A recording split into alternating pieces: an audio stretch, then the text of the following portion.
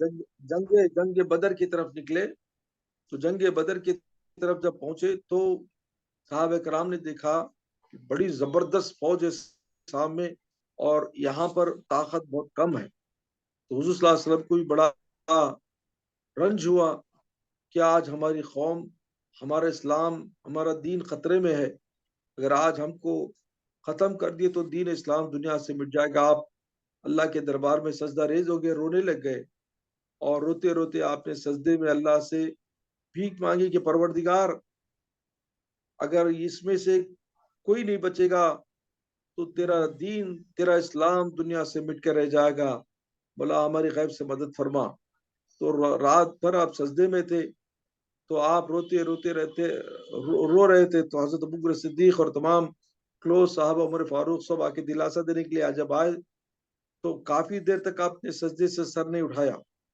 जैसे ही सजदे से सर उठाया तो आप मुस्कुरा कर कहने लगे, बेफिक्र हो जाओ मेरे साथियों, अल्लाह का वादा आ चुका है।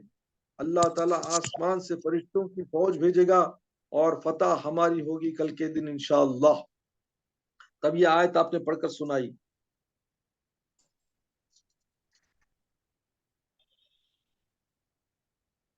सयूज़मुल जमउ व युवल्लून दुबुर, अन करीब हमको उनकी जमात को पीठ पीछे भगाएंगे।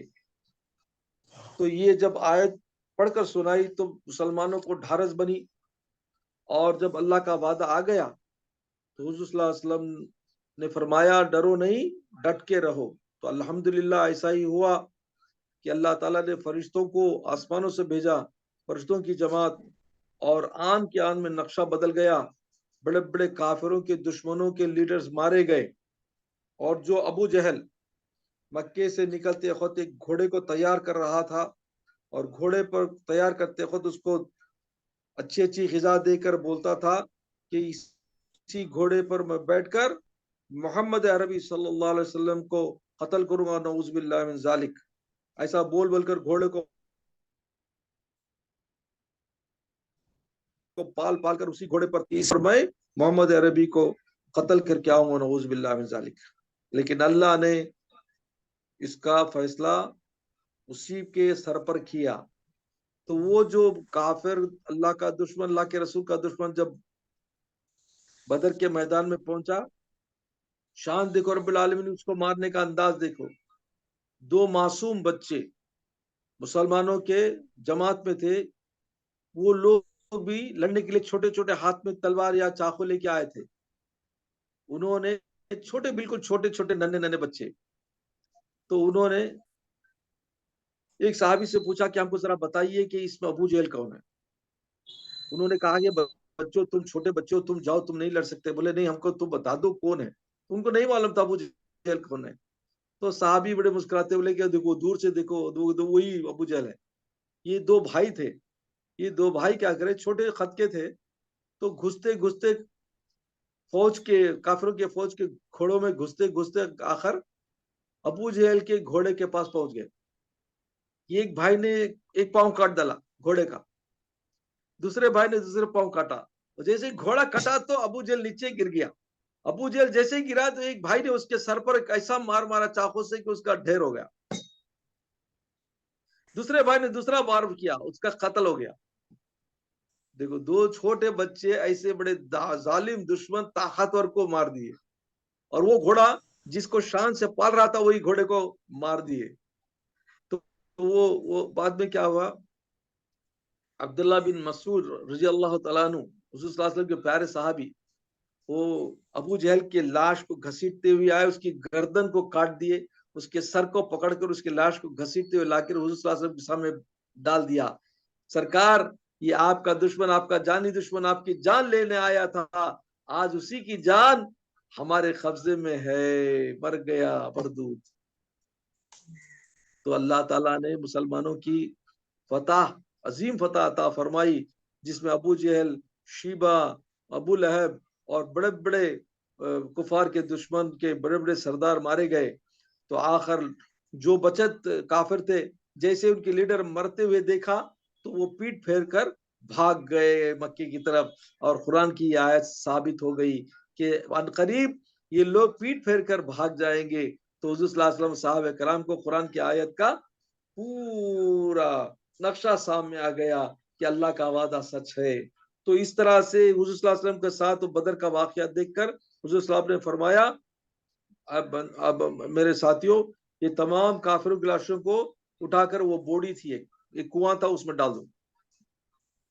سب اس کو جا کے ڈال دیے. اور جو بھی مسلمان شہید ہوئے تھے گنے چنے اللہ کے پیارے شہید ان کو دفن کرنے کا حکم دے دیا. تو جیسے ہی کفار کو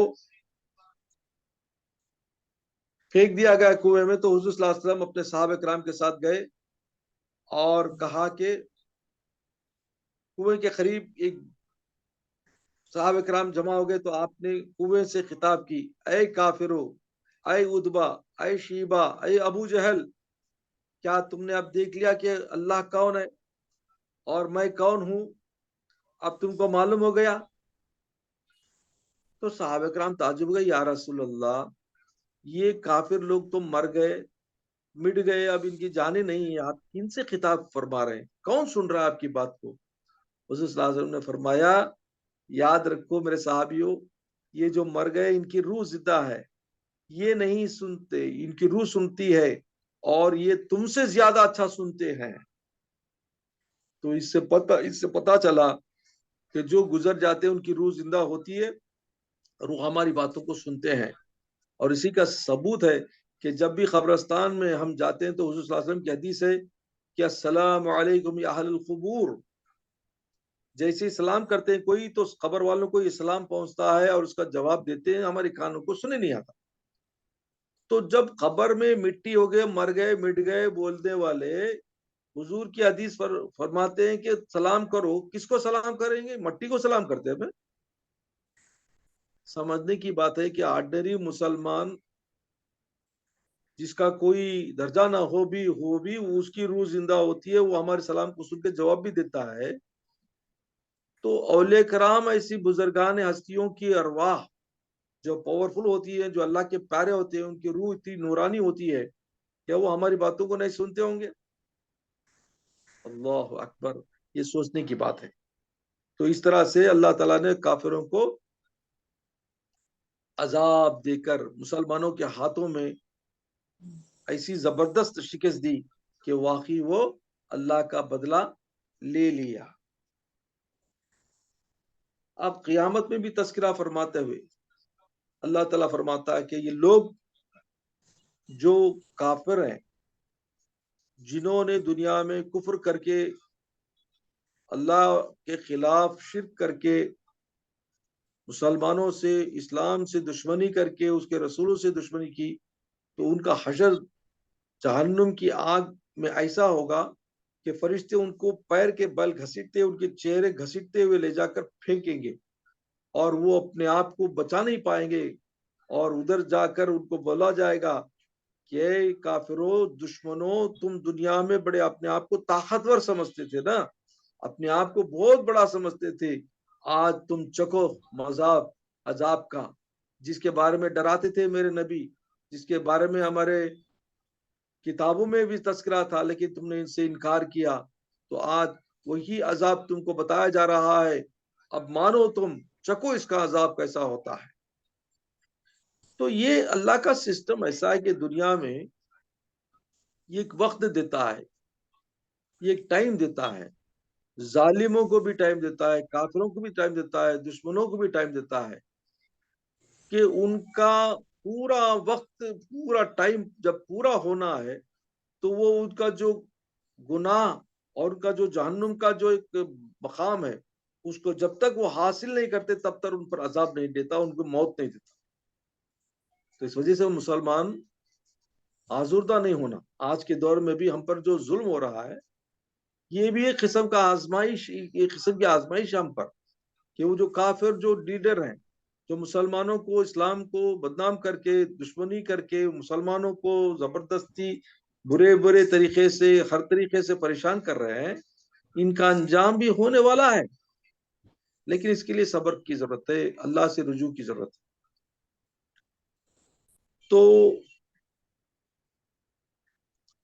اللہ تعالیٰ بندوں میں چند ایسے بندے بھی پیدا فرماتا ہے جو اس کے نیک بندے کہلاتے ہیں، اور ان کی دعائیں اور ان کی جو بھی گزارش ہوتی ہے اللہ اسے قبول فرماتا ہے۔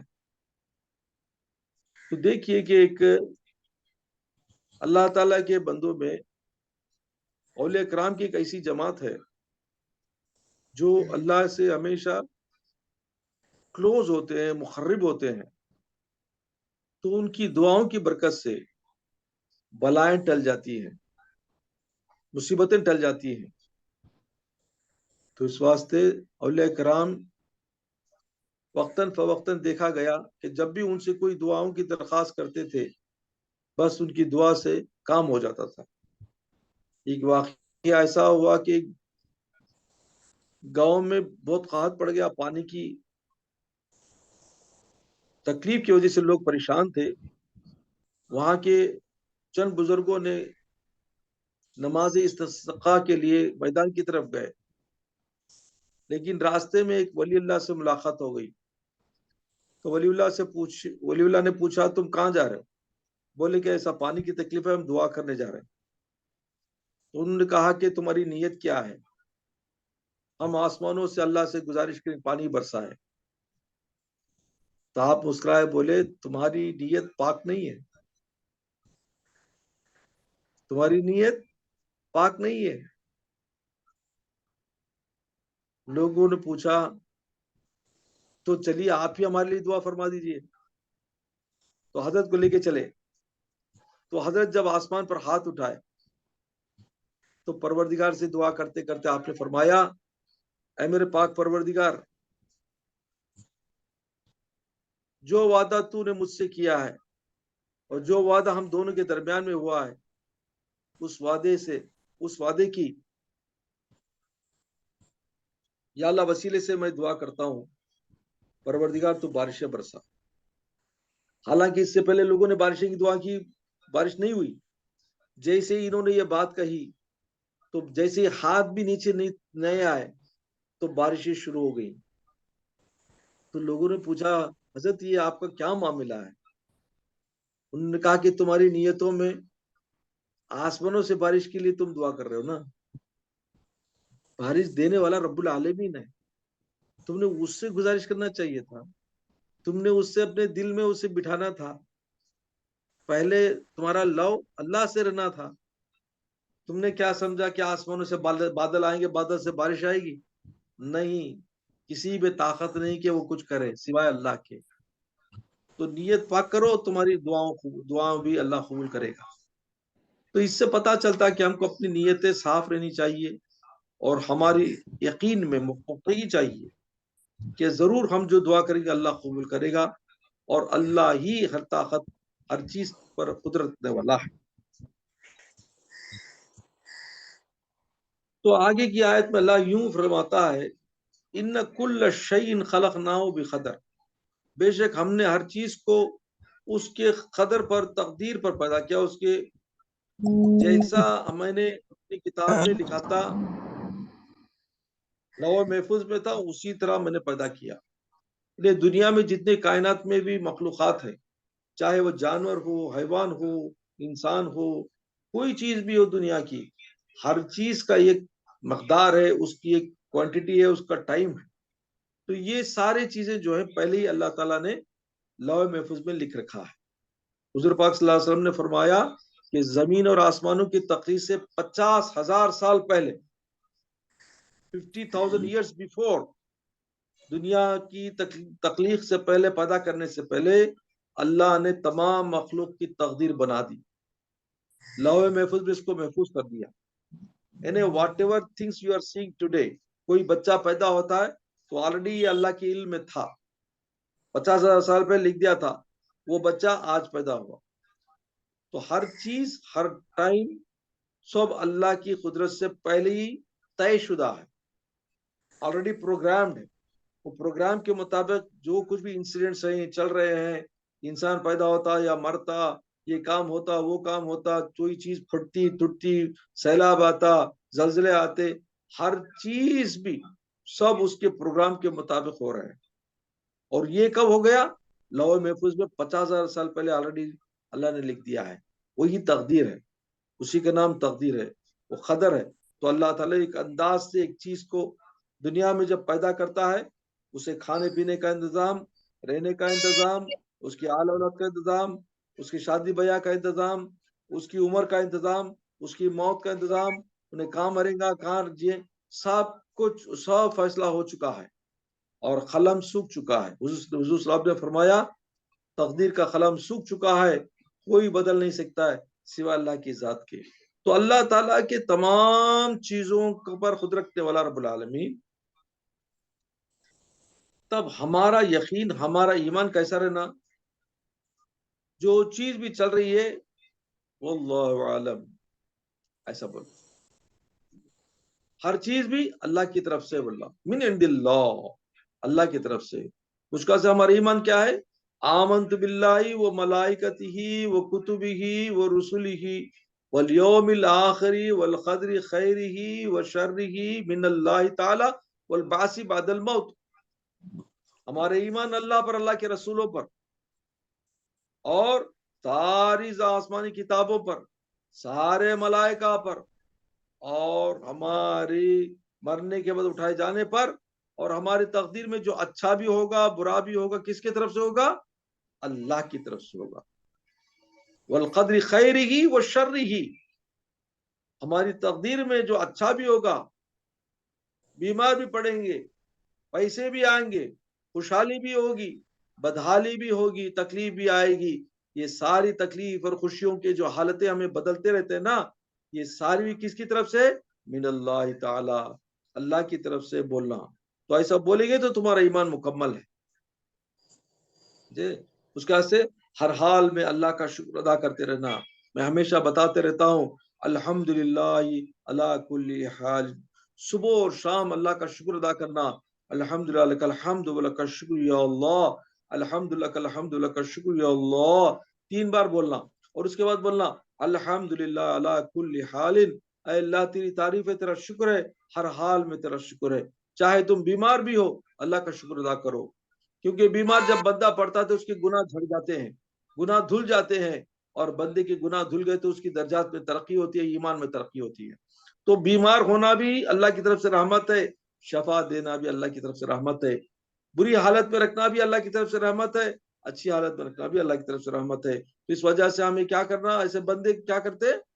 الحمدللہ، الحمدللہ علی کل حال، ہر حالت میں تیرا شکر ہے اللہ، تو کبھی ہمنا اچھا رکھتا ہے، کبھی بری حالت میں رکھتا ہے، یہ تیری حکمت ہے، اس میں شاید کوئی میرے لیے بہتری ہوگی۔ ایسا اگر بولے گا تو بندہ، اللہ بہت خوش ہو جاتا ہے، جلد سے جلد اس کی تکلیف کو دور کر دیتا ہے۔ وما امرنا الا واحدۃ کلمح بالبصر، اور نہیں ہمارا امر، ہمارا حکم کیسا، اس کا اللہ کا کام کیسا، خالی پلک جھپکنے کی دیر کتنی ہوں گی ہماری، ایک پلک جھپکنے میں کتنے دیر ہوتی؟ بہت کم، شارٹیسٹ ٹائم ہوتا، وہ ٹائم پہ جیسے ہی اللہ کا حکم ہوتا کن، ویسے ہی فوراً حاضر ہو جاتی چیز۔ تو اللہ کے لیے کوئی ڈیفیکلٹی نہیں ہے، ٹائم کی اور چیزوں کی کوئی ضرورت نہیں ہے۔ تو اللہ تعالیٰ فرماتا ہے وَإِذَا أَرَادَ اللَّهُ شَيْئًا أَن يَقُولَ لَهُ كُن فَيَكُونُ، سورہ یاسین کی آخری آیتوں میں اللہ فرماتا ہے کہ جب اللہ کوئی چیز کا ارادہ کرتا ہے تو کیا کرتا ہے؟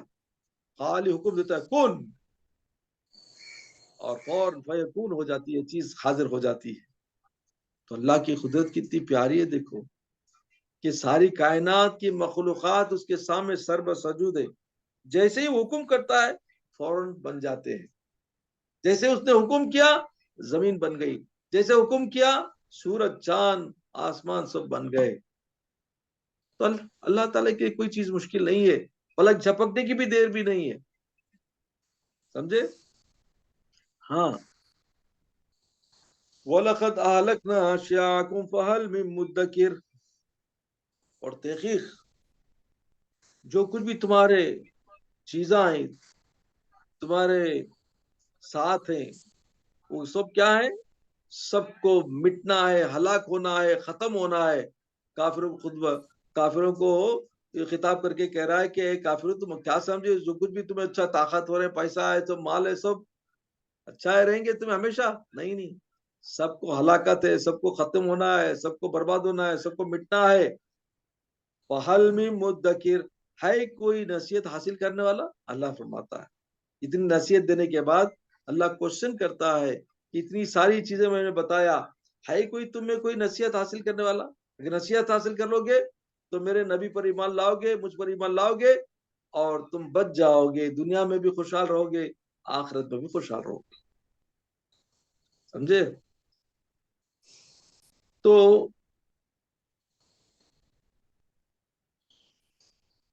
اور اللہ آگے ارشاد فرماتا ہے وَكُلُّ شَيْءٍ فَعَلُوهُ فِي الزُّبُرِ، اور ہر چیز جو کچھ بھی ہم فعل کرتے ہیں، کام کرتے ہیں، فی الزبر، کتاب میں لکھ دی جاتی ہے، چاہے وہ چھوٹی ہو چاہے بڑی ہو.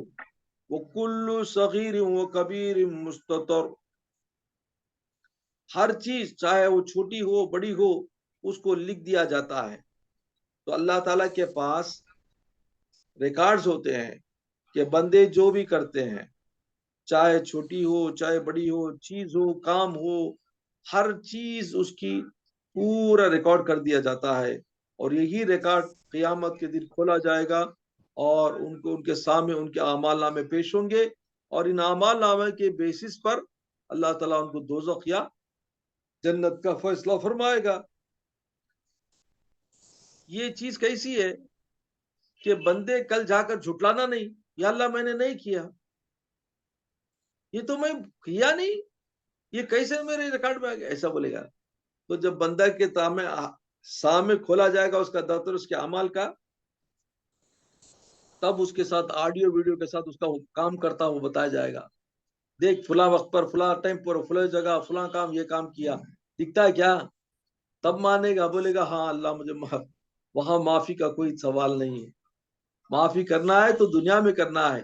اس واسطے فرماتے ہیں حضور پاک صلی اللہ علیہ وسلم روزانہ 100 مرتبہ سے زیادہ استغفار کیا کرو. دیکھو میں بھی روزانہ 100 مرتبہ استغفار پڑھتا ہوں. سرکار صلی اللہ علیہ وسلم تو بخشائے اور ان کے طفیل میں ہم بخشائے جائیں گے.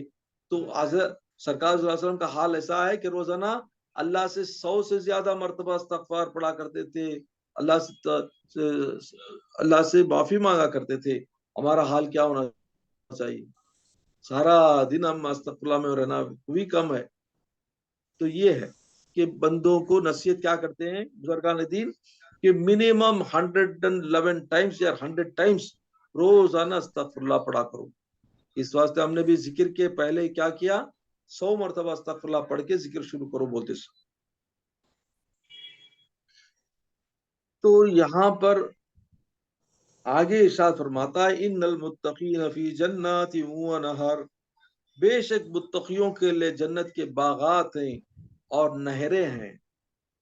تو اللہ نے کافروں کی عذابوں کے بعد مسلمانوں کو، متقیوں کو، حضور کے صحابہ کرام کو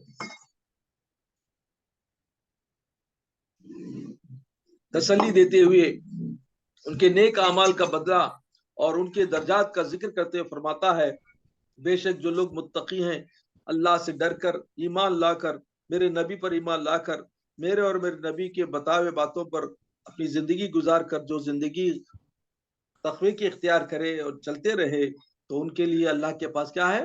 بڑے بڑے باغات ہیں، محلات ہیں اور جنت کے نہریں ہیں. ایسی نہریں جس میں دودھ ہوگا، شہد ہوگے، شراب کی نہریں ہوں گی، اور ہر طرح کی ان کو سہولتیں اور ہر طرح کی ان کو فضیلتیں ہوں گی. فی مقعد صدق عند ملیک مقتدر، اور وہ بیٹھے ہوں گے سچوں کی مجلس میں، ملیک مقتدر اور قدرت والے بادشاہ کے دربار میں. جنتیوں کا مقام کہاں ہوگا؟ کہ اللہ کے پیارے دربار میں بیٹھے ہوں گے، اور وہ دربار ہے جس میں جنتی آرزو کرتے ہیں کہ اللہ کے دربار میں بیٹھے، اس کو دیکھیں، اس کا دیدار کریں. فرماتے ہیں کہ جو نیک بندے ہوتے ہیں، جو اللہ کے پیارے عاشق ہوتے ہیں، تو وہ دنیا میں بھی اللہ کی عشق میں تڑپتے رہتے ہیں کب اس کا دیدار ہو جائے، کب اس کی ملاقات ہو جائے. تو ایک دفعہ حضرت ذوالنون مصری رحمۃ اللہ علیہ مکے کو گئے. مکے میں انہوں نے دیکھا کہ ایک آدمی کپڑے کچھ بھی نہیں، تھوڑا بہت کپڑا ہے، مکے کے ایک ستون کے پاس پڑا ہوا. ان کو بڑا ترس ہوا، وہ رو بھی رہا. تو آپ اس کے پاس گئے، سلام کیا اور انہوں نے پوچھا کیا حال ہے، کیوں تم رو رہے ہو؟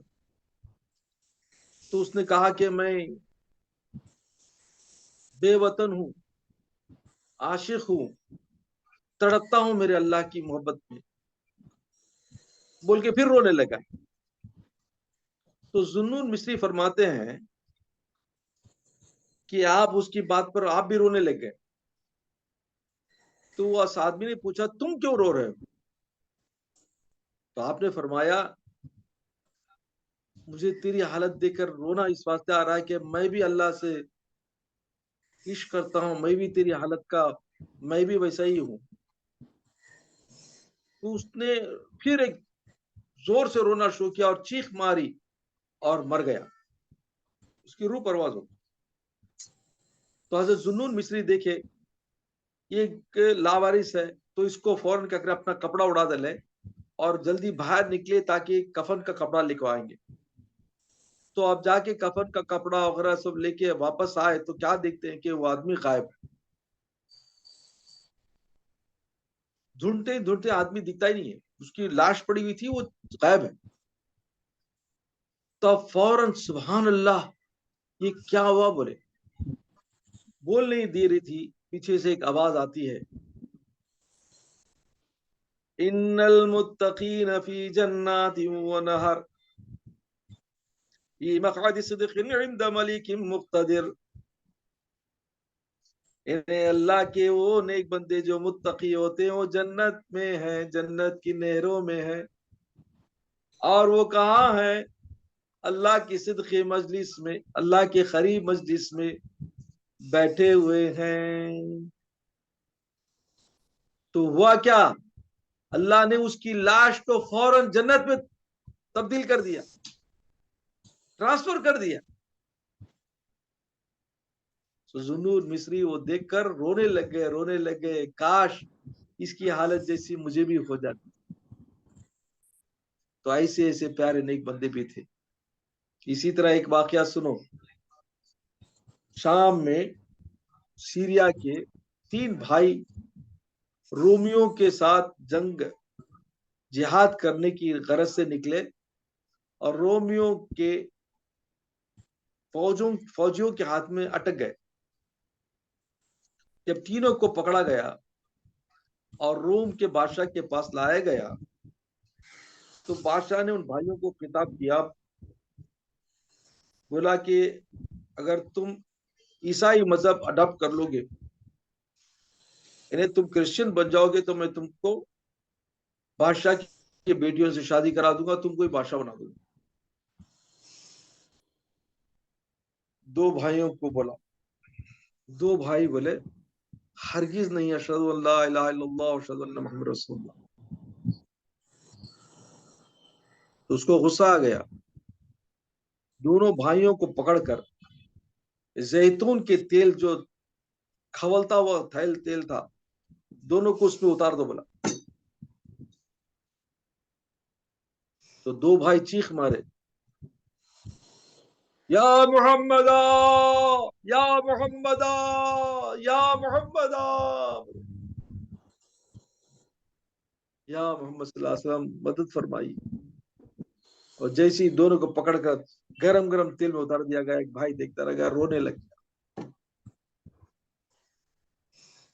بادشاہ کیا کیا، وہ بھائی کو ایک بڑے پیسے والے کے حوالے کر دیا. اس کے ساتھ ایک بچی تھی، اس کی بیٹی تھی، اسے بولا کہ اس سے کسی طرح بھی تم ملا جلا کر اس کو شادی کر دے. وہ کرسچن تھا، سمجھا کہ تھوڑے دن رہنے کے بعد لڑکی کے ساتھ وہ خوش ہو جائے گا، شادی کر لے گا، کرسچن بن جائے گا. لیکن اللہ کی شان دیکھو، بھائی بھی بڑا پرہیزگار تھا. दिन तमाम रोजा रखता था, रात भर नमाज पढ़ता था। वो लड़की देखी, ये आदमी बड़ा परहेजगार है। वो देखो खुदा की शान देखो कि चंद दिनों के बाद वो भी मुसलमान हो गई। तो दोनों ने डिसाइड किया कि अब हम यहाँ रहना मुश्किल है रूम में, हम फिर वापस शाम की तरफ जाएंगे, अपने वतन की तरफ जाएंगे। दोनों निकले। रास्ते में दोनों जब जा रहे थे तो क्या देखते हैं कि ये दो भाई जो मर गए ना, वो और तमाम फरिश्तों के साथ इनके सामने आते हैं। भाई खुश हो जाता है, मेरे भाई तुम? बोला हाँ, तो जिस वक्त हमको देखा कि हमको तेल में उतारा जा रहा था, उसी वक्त अल्लाह ने हमको जन्नत में भेज दिया। अल्लाह अकबर।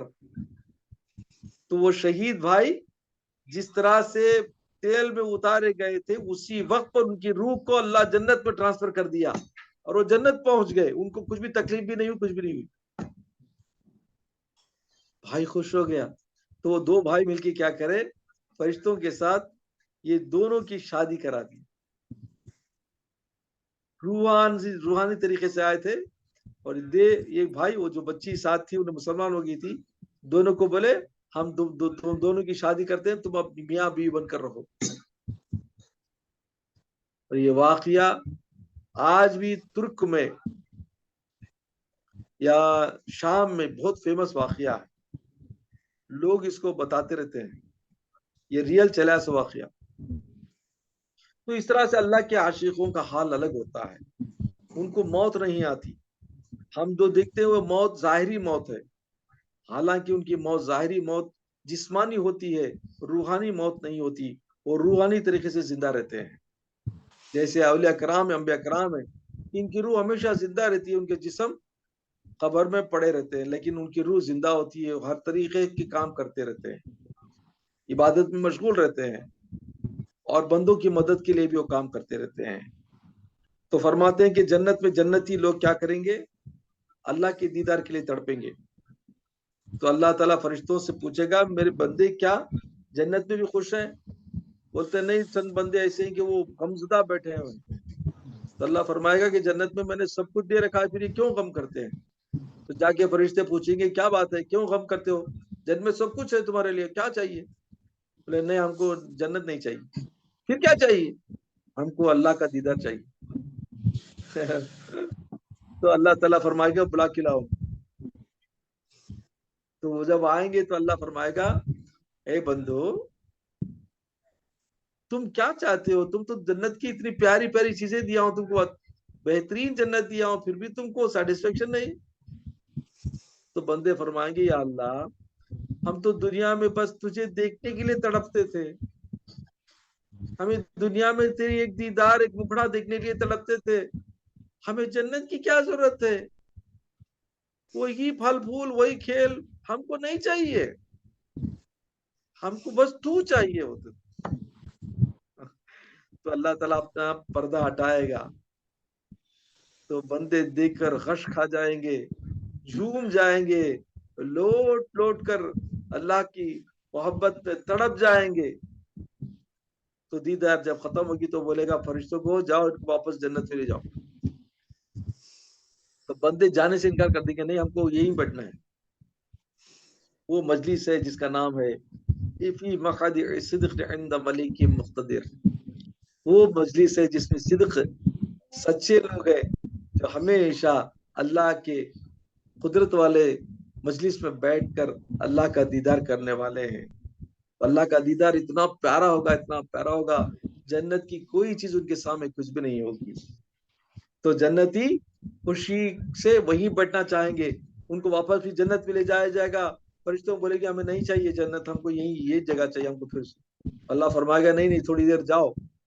तो दिन में उनको 2 बार अल्लाह का दीदार कराया जाएगा, और ये एक दीदार से दूसरी दीदार तक वो बेहोशी हालत में रहेंगे, जन्नत की कोई चीज खाएंगे नहीं, पिएंगे। ऐसे अल्लाह के प्यारे मुत्तकी और मोहब्बत वाले बंदे भी होंगे जन्नत में। बचत के बंदे एंजॉय करते होंगे जन्नत में, खुद मजे लेते रहोगे, लेकिन एक खास जमात होगी। ये कौन सी जमात है? ये जमात है औलिया किराम की, सादिकीन की जमात है। और प्यारी वो जमात है جس کو اللہ اپنے مقرب ترین بندے فرماتا ہے، یہ وہ بندے ہیں جن کو اللہ دیدار دے دے کر ان کی تسلی فرماتا ہے۔ اللہ سے دعا کرو کہ پروردگار ہم کو بھی ایسی دیدار اللہ کی نصیب فرمائے، ہم کو بھی جنت کے ایسے مقامات عطا فرمائے۔ آج ہم نے سورہ قمر کی تفسیر پوری کی، تو انشاءاللہ تعالی نیکسٹ محفل میں ہم سورہ رحمان کی تفسیر دیکھیں گے۔ اللہ سے دعا کہ پروردگار ہم جو کچھ بھی سنے پروردگار اس پر عمل کرنے کی توفیق عطا فرمائے۔ وآخر دعوانا الحمدللہ رب العالمین۔